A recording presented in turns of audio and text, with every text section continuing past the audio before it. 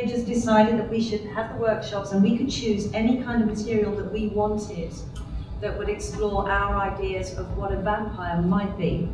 So some people chose, I remember, a capitalist vampire. Some people chose to sing. I mean, it was really, we could take some real risks. I remember one day when somebody had to chase us around the top floor of the building. God only knows what was going on in that instance. But Denis and I were being very... Was that related to Dracula? No, we were having a laugh. But Denis and I chose, I teamed up with Denis, and we chose a piece, well, I think you did, because you're slightly more lofty intellectually, a piece of Baudelaire poetry.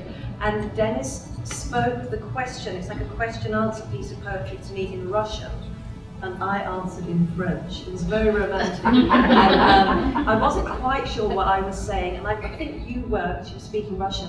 But the idea was that we were able to communicate. Essentially, it was non-verbal, because I didn't know exactly what it was he was saying to me, but we learned to communicate with each other. So we had one crazy night in some vaults in West Yorkshire with water dripping down from the ceiling, and then the company put on a show.